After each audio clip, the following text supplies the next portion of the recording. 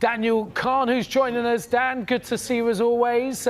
Look, we just saw some pictures earlier of Marcus Rashford arriving with the squad in Dublin for their training camp. That's ahead of Wednesday's game against Leeds at the wonderful Croke Park. What a venue that is, by the way. It's set to be maybe an awkward reunion, or is it a positive one for Manchester United?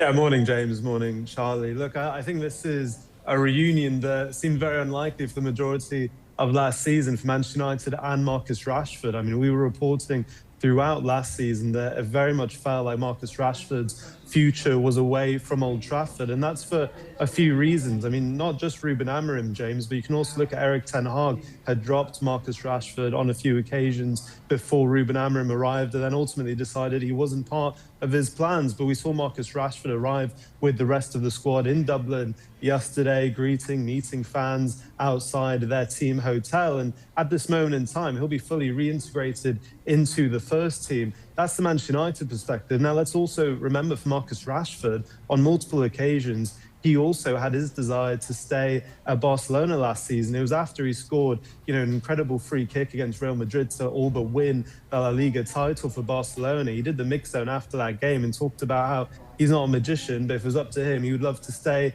in Catalonia. Now, as you mentioned, Barcelona decided not to take up that £26 million option. So now for Manchester United, who were debatably looking for a left winger and a potentially forward option, Marcus Rashford does solve both of those not issues, but needs for Manchester United. And for Marcus Rashford, he gets a new lease of life where Barcelona, as you said, decided to move on from him and pursue his England teammate, Anthony Gordon. The last two Manchester United head coaches decided Marcus Rashford wasn't really central to their plans, but Michael Carrick not just has played with Marcus Rashford, but I think important to reinforce, he was also part of Jose Mourinho and Ole Gunnar Solskjaer's coaching staff, so he has seen Rashford develop through the years at Manchester United.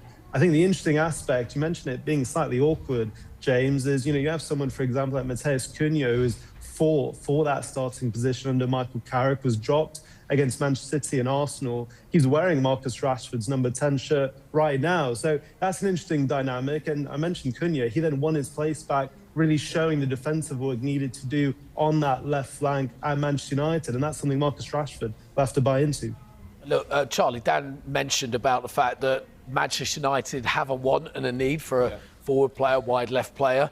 We've been talking about other clubs, Liverpool, Arsenal, looking in that sort of sphere of the pitch as well. Manchester United have got Marcus Rashford. Surely it makes sense to keep him. Yeah, of course it does. Marcus Rashford ticks the box, for argument's sake, for Arsenal on that left-hand side, right? Let's be real. That he does, he would for a number of football clubs. But Manchester United, if they can get the best out of him, Michael Carrick and the hierarchy can get the best out of him, he will stay, won't he, Dan? Like I said, and you just brought it up then, I think that's a very good point. Matheus Cunha has Marcus Rashford's old number. Marcus Rashford is going to have to leave his ego at the door and go there, get his boots on and work as hard as possible. And he will have to show Manchester United players, the manager and the powers that be, that he wants to be a part of this club. And that is a big factor for a player, losing his shirt number. I know from experience.